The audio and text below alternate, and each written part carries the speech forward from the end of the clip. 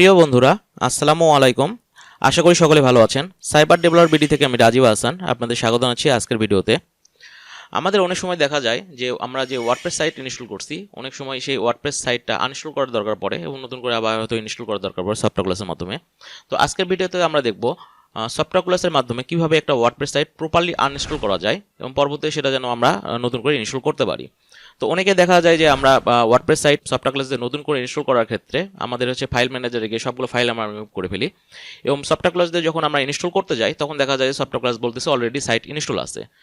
এটার কারণ হচ্ছে আপনি হয়তো প্রপারলি সফটওয়্যারের মাধ্যমে এই সাইটটা আনইনস্টল করেন নাই, যার কারণে সফটওয়্যার দিয়ে যেহেতু আগেরবার ইনস্টল করছেন তো সফটওয়্যার মনে করতেছে সাইটটা অলরেডি ইনস্টল করা আছে।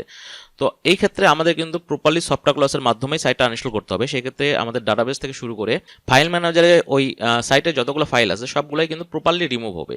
তো আমি আজকে সফটওয়্যারের মাধ্যমে ওয়ার্ডপ্রেস সাইট আনইনস্টল করা দেখব। তো সেই জন্য আমি স্ক্রল করে নিচে চলে যাচ্ছি। নিচে চলে গেলে এখানে আমি স্ক্রিপ্টের আন্ডারে ওয়ার্ডপ্রেস যে অপশনটা আছে ওয়ার্ডপ্রেস অপশনটা দেখতে পাবো। এখানে আমি চলে যাব। ওয়ার্ডপ্রেসে চলে গেলে এখানে কিন্তু আমাদের যে কটা সাইট এখানে ইনস্টল করা আছে, একটা সাব ডোমেনে আছে এবং একটা মেইন ডোমেনে আছে।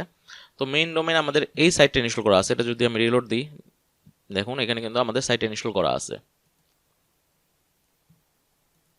এই সাইটটা আমি এখন আনইনস্টল করে দেবো। তো আনইনস্টল করার জন্য আমি সফটওয়্যারের মধ্যে গেলাম।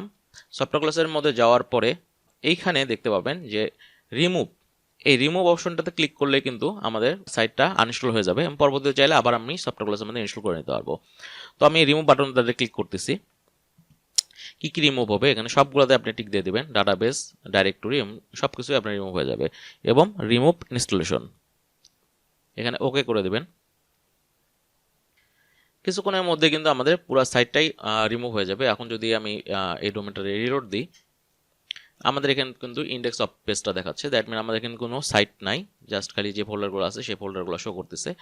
এবং আমি যদি আবার আমার সি প্যানেলে ব্যাক করি, ওয়ার্ডপ্রেস ইনস্টল করার জন্য আমাদের সফটওয়্যারে চলে যাই, তাহলে কিন্তু আমাদের সাব ডোমেনে যে সাইটটা আছে শুধু সেটা দেখাচ্ছে, আর মেইন ডোমেনে যে সাইটটা ছিল সেটা কিন্তু এখন নাই। এখন কিন্তু চাইলে আমি প্রপারলি আবার নতুন করে সফটওয়্যারের মাধ্যমে সাইটটা ইনস্টল করতে পারবো। তো বন্ধুরা, আজকে এই পর্যন্তই। আজকে আমরা দেখলাম সফটওয়্যারের মাধ্যমে কিভাবে একটা ওয়ার্ডপ্রেস সাইট পরিপূর্ণভাবে আনইনস্টল করা যায়। আগামীতে দেখাবেন নতুন কোনো ভিডিও নিয়ে। সেই পর্যন্ত সকলেই ভালো থাকবেন। আল্লাহ হাফেজ।